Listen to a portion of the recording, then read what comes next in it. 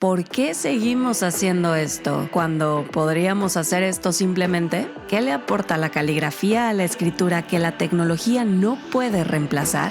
Para dar con las respuestas, tenemos que remontarnos a los pergaminos antiguos chinos, a las quejas que quedaban escritas en los márgenes de los manuscritos medievales y a los lustrosos escritos islámicos que acercan a devotos a Dios.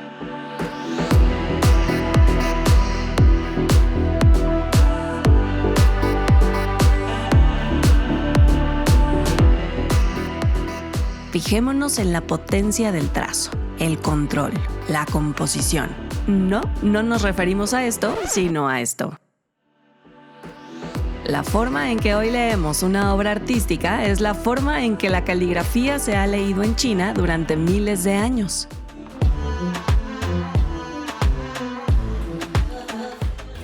Esto se debe en parte a las raíces visuales de los caracteres chinos. Esto son pictogramas, dibujos de objetos que hacen la función de palabras. En ese sentido, ver la caligrafía china no dista mucho de observar un cuadro. En cuanto a la estética, ¿qué quieren decir estos textos? No siempre es tan relevante. Con cada trazo, cada calígrafo revela algo de sí mismo, plasmando así su esencia en la hoja. Cuando el emperador del primer siglo, Ming de Han, supo que su primo moriría muy pronto, le pidió que escribiera 10 caracteres sin importar cuáles. Con esas líneas y formas, el emperador se sentía más cerca de su primo, incluso después de la muerte. El budismo Zen, con origen en China, se sirve de la caligrafía como una manera esencial de meditación al día de hoy.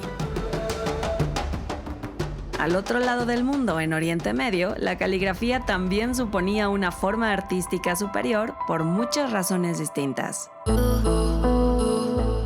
Desde el siglo VII, los escribas islámicos han sido los primeros en llevar caligrafías como la kúfica o la magrebí al papel en el Corán. Luego pasaron al textil, a la joyería, a mosaicos o a paredes, conformándolas como parte de la vida cotidiana. ¿Por qué? Si entramos a una mezquita, no veremos ni una sola imagen de animales o personas.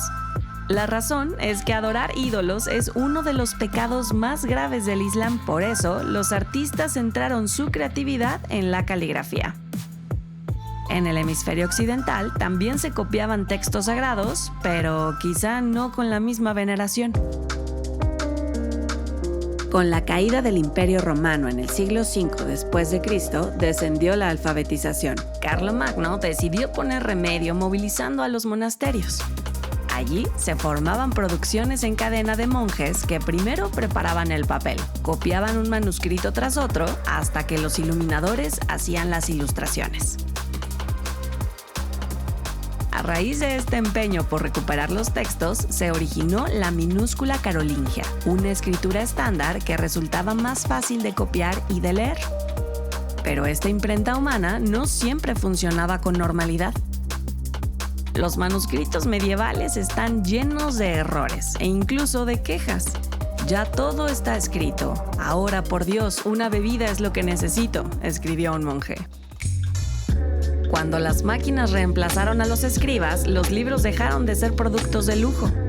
Gracias a la imprenta, la caligrafía incluso recibió un nombre. Antes, solo era escritura. Y aunque ya no era necesario el arduo trabajo de copiar libros, se ha conservado una función. Esto es lo que pensaríamos al escuchar la palabra caligrafía. La caligrafía copperplate era un estilo empleado para documentos legales y financieros durante los siglos XVII y XVIII. Pero con la llegada de la imprenta y de métodos más sencillos en la escritura, la caligrafía perdió popularidad. Pero el artesano británico Edward Johnston recuperó la caligrafía a principios del siglo XX. ¿Te suena? Fue Johnston el autor del tipo de letra y del círculo del metro de Londres original, ahora convertido en un ícono de la propia ciudad. Los manuscritos medievales le sirvieron de inspiración y Johnston estuvo durante décadas estudiando y enseñando el arte de la escritura. Quizá es gracias a él que este arte aún sigue vivo hoy en día. Existen desde tableros de menú con una caligrafía preciosa a memes inspiradores.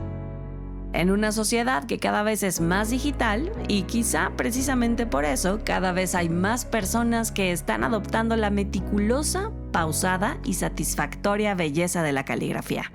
A fin de cuentas, no hay nada como posar la pluma sobre el papel.